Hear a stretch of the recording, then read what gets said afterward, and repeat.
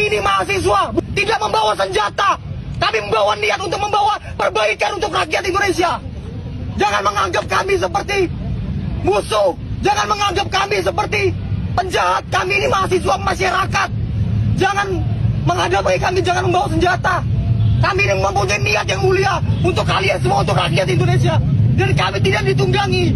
Niat kami tulus untuk kalian, bangsa Indonesia. Kalau kondisi kita seperti ini, siapa yang harus bertanggung jawab? Kalau kondisi rakyat, kondisi bangsa seperti ini, siapa yang harus bertanggung jawab? Saya mau tanya kepada Anda. Siapa yang harus bertanggung jawab terhadap kondisi ini? Melemahnya rupiah, melemahnya ekonomi, harga sembako naik. Siapa yang bertanggung jawab? Siapa yang pantas kita salahkan? Ataukah situasi ini tidak ada yang bersalah dan tidak ada yang bertanggung jawab? Terus ini menjadi kesalahan kita bersama? Coba Anda jawab. Bukankah setiap pemilu kita memilih orang menjadi presiden, tanggung jawabnya untuk memperbaiki bangsa? Bukankah setiap pemilu kita memilih presiden dan dia mengangkat para menteri, tujuannya untuk dia mengerjakan pekerjaan-pekerjaan bangsa yang tertinggal? Apa sih pekerjaan bangsa itu? Memperbaiki kesejahteraan dan kemakmuran rakyat. Kan ini sesuatu yang menjadi tanggung jawab dari setiap orang menjadi presiden. Lalu di mana salahnya ketika kita ingin menyampaikan pesan-pesan politik kepada presiden bahwa kebijakan-kebijakan yang Anda ambil itu tidak sepenuhnya menguntungkan keuangan negara dan menguntungkan rakyat. Justru sebaliknya menguntungkan pihak tertentu atau kolega dan kroni-kroni Anda. Di mana salahnya? Pertanyaan saya. Bukankah ketika presiden mengambil sebuah keputusan penting itu menyangkut hajat hidup orang banyak?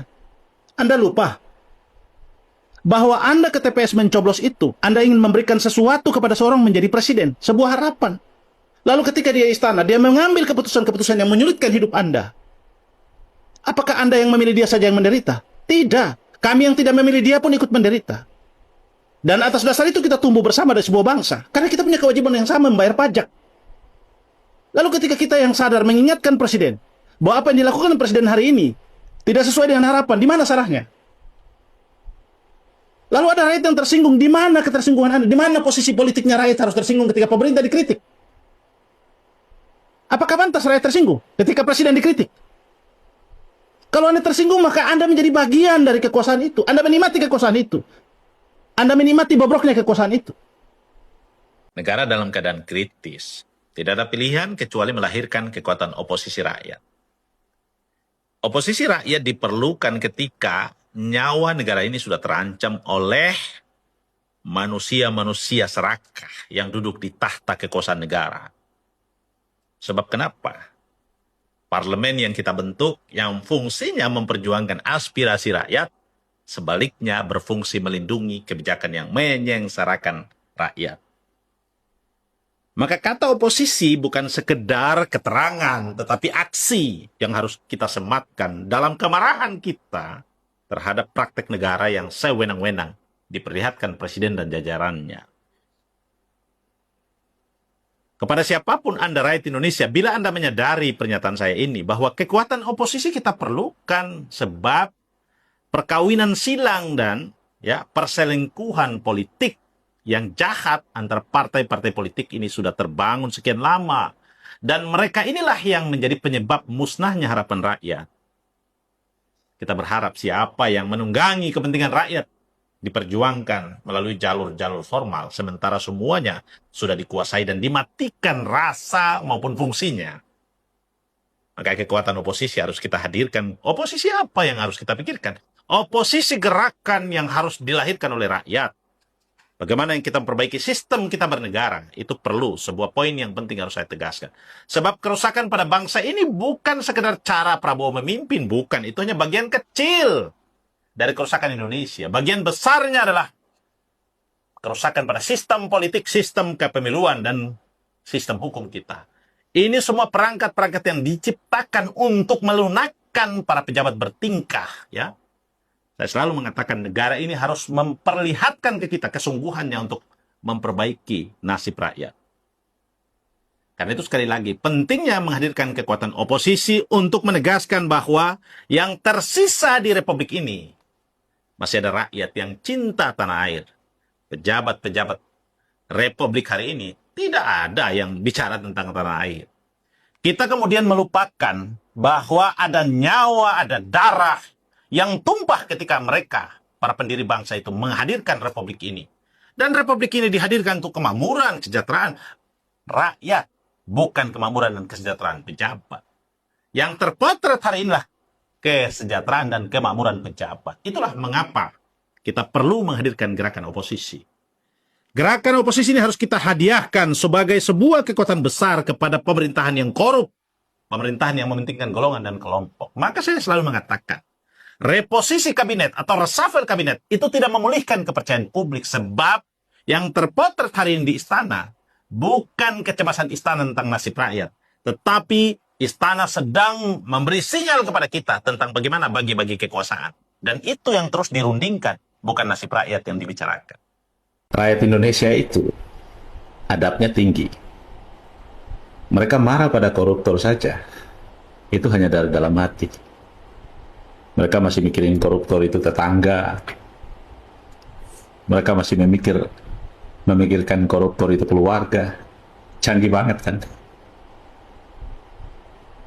Jadi struktur sosial di Indonesia itu, kekuatannya ada pada akhlak dan moral rakyat. Sementara moral pejabat, bejat, brengsek, tidak mempertimbangkan moral rakyat. Anda bisa bayangkan, yang bisa dilakukan rakyat Indonesia itu, dalam meluapkan kemarahan, itu hanya dengan cara mengkritik, menyampaikan masukan, saran, unek-unek. Lalu di mana salahnya kemudian pemerintah mencoba untuk mengantisipasi atau melarang orang mengkritik? Di mana salah? Coba Anda perhatikan tuh. Di Amerika Serikat. Sudah 2 kali percobaan pembunuhan pada Presiden Trump. Kita tidak tahu motifnya apa. Tetapi yang jelas di dalam peristiwa itu, di dalamnya ada kebencian. Nah, rakyat Indonesia itu moralnya tinggi. Meluapkan kemarahan itu hanya dengan berkata-kata. Ada yang menyembunyikan dalam hati. Nah, jangan sampai kemudian kemarahan rakyat ini diluapkan dalam aksi. Nah, kita berharap negara ini utuh, baik, pemerintahannya juga dihargai, dihormati, rakyatnya juga diperlakukan secara adab, diberikan hak-haknya. Nah, ini semua terpulang kepada pemerintah. Kalau pemerintah berlaku baik, bersikap baik, insya Allah negara ini kan baik. Karena ketidakadilan itu ada di pemerintah, bukan di rakyat. Saya ingin menjelaskan mengapa harapan saya pada Presiden punah. Tentu alasannya fundamental. Ini bukan soal politik. Ini adalah soal rakyat Indonesia yang memberi harapan pada seorang pemimpin untuk melakukan sesuatu yang berarti bagi perbaikan dan perubahan hidupnya. Ketika harga sembako naik, ketika BBM non-subsidi naik, Presiden tidak pidato. Padahal ibu-ibu rumah tangga terancam karena naiknya harga sembako. Padahal nelayan tidak bisa melaut karena naiknya harga BBM non-subsidi. Nelayan tidak bisa melaut. Ketika rupiah melemah, Presiden tidak pidato. Ketika PHK di mana-mana, perusahaan yang tutup, ada perusahaan yang efisiensi dan mengurangi produksinya karena tekanan rupiah, karena tekanan ekonomi global. Presiden tidak pidato. Apa arah, bagaimana haluan, antisipasi, kebijakan yang harus diambil untuk menenangkan rakyat. Presiden tidak bicara pada konteks dan teks-teks yang penting yang kita ingin dengarkan. Di berbagai ruangan, di berbagai tempat, di berbagai acara yang beda teks, beda substansi sekalipun, Presiden cuma pidato soal MBG. Pidato MBG kemudian merambat pada KDMP. Ini persoalan pelik bangsa ini yang sedang kita hadapi. Tekanan ekonomi yang semakin menjepit leher rakyat jelata. Presiden harus pidato, menghidupkan harapan. Apa yang dilakukan Presiden? Bagaimana menyiapkan jaminan sosial, di tengah krisis yang sedang melanda. Apa yang dilakukan presiden ketika nelayan tidak bisa melaut? Apa yang dilakukan ibu-ibu? Apa yang disarankan presiden? Apa yang disiapkan negara untuk ibu rumah tangga ketika mereka tidak bisa belanja di pasar karena sembako melambung tinggi? Jangan bicara swasembada pangan, jangan bicara segala macam itu, omong kosong semua itu. Realitasnya yang justru dilihat presiden sebagai konteks penting dalam hal menjalankan tugas dan fungsinya sebagai presiden. Kita ini menaruh harapan kepada Presiden Prabowo. Tentu penting ketika kita putus asa pada seorang pemimpin. Pertanyaan sederhana, kita bergantung pada siapa? Sementara tanggung jawab besar kepemimpinan bangsa ini ada di pundak Pak Prabowo. Mau tidak mau Pak Prabowo harus memikirkan rakyat Indonesia. Bukan memikirkan sekelompok orang atau memikirkan orang-orang yang mendukungnya saja. Ini penting untuk saya sampaikan. Indonesia sedang banyak pesta itu.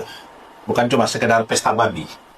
Pesta kenaikan harga sembako, pesta pidato yang lucu, ya, pesta kenaikan subsidi non BBM, BBM non subsidi, dan masih banyak pesta itu.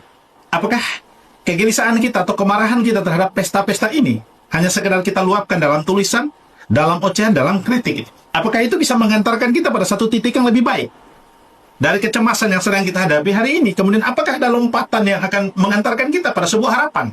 Saya ingin kita tidak berhenti bicara pada soal Pak Prabowo sebagai presiden. Karena betapa pentingnya Indonesia harus berlanjut itu. Sebab Indonesia adalah cita-cita besar para funding-funding mendirikan ini, dan ini dihadiahkan kepada kita untuk kita pertahankan itu. Kalau kemudian perdebatan kita hanya ruang gerak presiden, karena dia tidak mampu memimpin bangsa ini, lalu kita berhenti di situ dan kita bertikai di situ, bagaimana nasib Indonesia itu? Saya ingin membayangkan Indonesia hari ini, kelangsungannya itu ada pada tanggung jawab kita bersama. Bukan sekelompok orang yang berkuasa dan merasa paling kuasa dan paling tahu tentang Indonesia itu. Dan apa yang kita lakukan hari ini, sesungguhnya adalah kita ingin merawat perjalanan Indonesia pada cita-cita mulia itu. Bagaimana kemakmuran, bagaimana kesejahteraan, keadilan sosial tercipta itu. Maka ketika melihat gestur presiden dalam memimpin Indonesia, saya menyatakan satu hal, putus harapan. Tidak ada optimis yang ada di sana. Apakah ini kemudian kita ucapkan dalam cukup dengan kata-kata atau dengan gelaran tikar, dengan kemarahan yang kita tuliskan itu? Itu semua tidak menyelesaikan masalah itu. Kita memerlukan barisan yang kuat. Kita memerlukan barisan yang rapi. Kita memerlukan kesadaran yang sama. Tumbuh dalam sebuah optimisme. Tumbuh dalam sebuah etos perjuangan yang kuat. Komitmen perjuangan yang kuat. Konsistensi perjuangan, militansi perjuangan yang kuat. Karena tugas kita adalah menjaga keselamatan Indonesia. Presiden boleh berganti, tapi Indonesia harus berjalan tuh. Dan kita ingin hadiahkan pada anak cucu kita Indonesia yang unggul, Indonesia yang baik. Bukan Indonesia yang hancur dan serampangan seperti yang terjadi hari ini. Dimanapun Anda berada, teman-teman pemuda, Gen Z, Gen Mil semua, ayo berpikir dalam konstruksi berpikir yang rasional. Bagaimana kita menyelamatkan Indonesia? Bagaimana kita berjuang dalam sebuah skema perjuangan yang lebih konsisten dan memberi dampak yang serius terhadap menghentikan para badut yang sedang berkuasa di Republik ini. Mereka berpikir diri dan kelompok mereka, dan kita terus berada dalam sebuah tekanan dan kehancuran yang ada depan mata kita. Apakah ini terus kita biarkan? Negara ini seperti preman. Dan ini sebetulnya ditentukan oleh cara berpikir presiden, cara kerja presiden. Di situ dapat kita formulasikan negara ini negara hukum atau negara preman. Diksi preman yang saya sematkan pada pernyataan saya ini ingin saya konfirmasi tentang sejumlah uang triliunan yang diambil, dirampas oleh negara dari tangan penjahat-penjahat tambang ilegal dan seterusnya itu. Puluhan triliun, ada 10.000 triliun.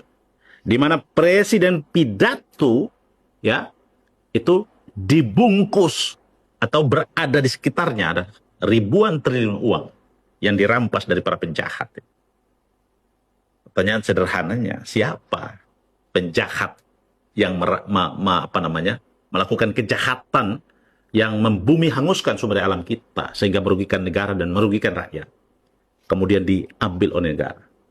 Kalau itu adalah sebuah akibat atau sebuah perbuatan ya yang jahat, maka bukan cuma uang yang diambil, tapi penjahatnya juga harus dikandangi, dimasukkan ke penjara. Itu poin di situ. Itulah kemudian kita bicara pada prinsip negara hukum. Presiden harus menunjukkan ke seluruh dunia, termasuk rakyat, bahwa negara ini negara hukum, bahwa hukum bekerja, memastikan bahwa ada keadilan tumbuh di sana. Ketika Anda merampok sumber daya alam, Anda merampok kekayaan negara, Anda bekerja di luar jalur hukum, Anda harus dihantam. Pesan itu yang harus disampaikan Presiden dalam tindakan terhadap perampasan uang itu. Nah, problemnya adalah uang itu dirampas, tidak ada penjahatnya. Kita terganggu dengan itu. Under invoicing juga sama. Siapa penjahatnya? Kalau memang benar 14.000 triliun itu yang mengakibatkan negara rugi sekian banyak, sementara kita harus berurusan dengan BPJS yang dicabut, ya, kita berurusan dengan biaya pendidikan mahal, biaya kesehatan mahal. Pertanyaan saya, siapa penjahat dari under invoicing itu? Siapa? Kan itu harus dipastikan oleh Presiden dan pemerintah. Tangkap. Jangan kemudian menjadikan ini sebagai sebuah alasan, lalu Anda buat satu pintu ekspor dan Anda kendalikan itu. Ini kan kemudian memunculkan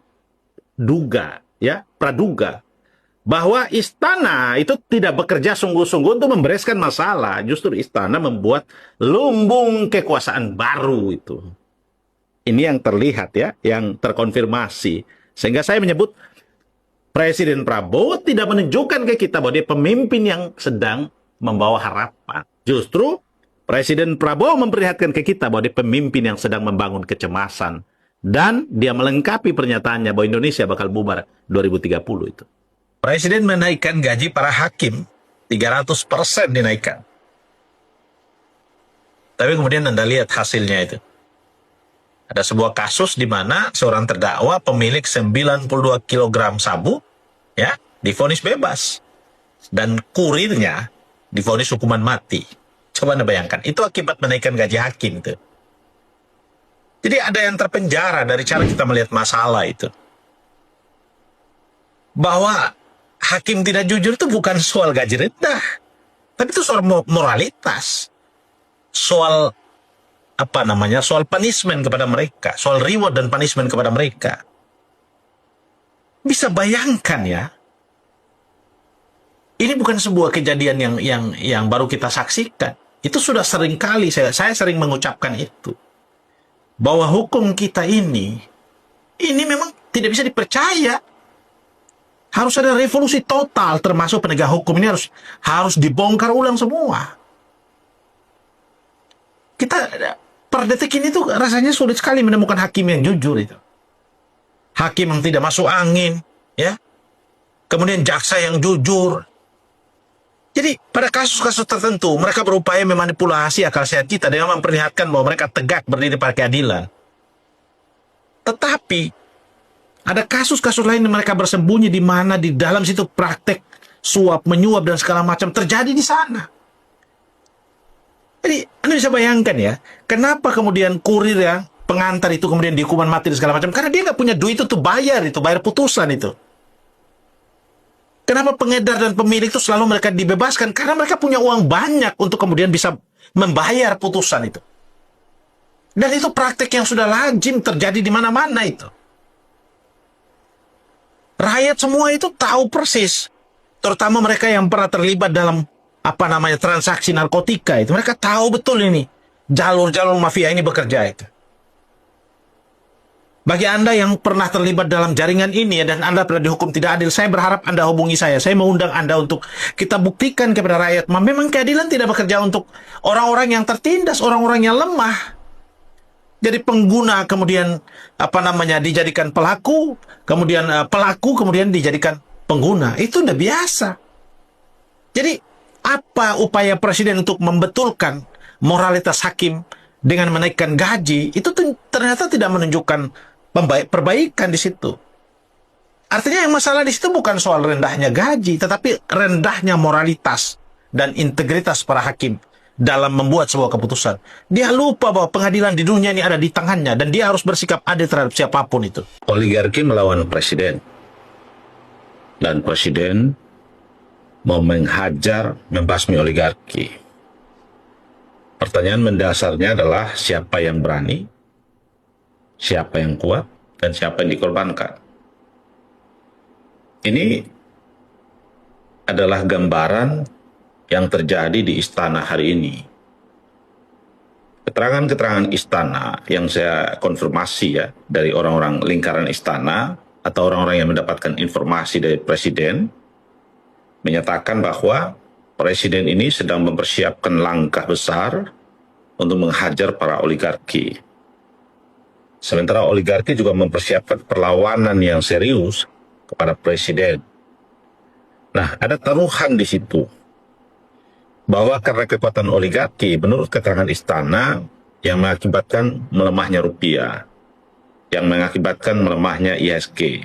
Ini ditengarai ya, menurut keterangan istana, ada peran oligarki di situ. Nah, pertanyaan mendasarnya adalah, apakah oligarki sekuat itu? Ya, jawabannya bisa iya, bisa tidak. Saya bertemu dengan salah satu tokoh pers ternama ya, dan beliau menyampaikan kepada saya bahwa Indonesia ini ekonominya memang sudah dikuasai oligarki. Dan kalau presiden macam-macam, itu presiden bisa digorok sama oligarki. Nah, saya menyimak ini dan mencoba untuk membayangkan ya, apakah presiden ini bisa digorok oleh oligarki? Dan siapa sih sebetulnya oligarki? Nah, kalau kemudian pertanyaan itu yang kita kemukakan, maka yang kita perlukan adalah kerja-kerja nyata presiden. Karena kedudukan dia sebagai mandataris rakyat, sebagai mandat rakyat, dan kekuasaan dia begitu tinggi, dia membawahi angkatan bersenjata, kepolisian dan seterusnya, instrumen negara yang dipimpinnya itu.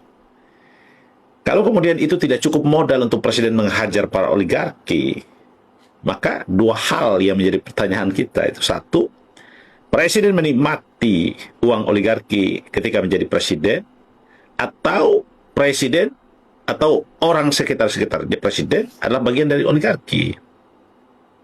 Karena dipertaruhkan di situlah pasal 33. Kalau oligarki ini terus bekerja, mencengkram kekuasaan ekonomi, dan menjinakkan kekuasaan politik istana, maka yang korban adalah rakyat.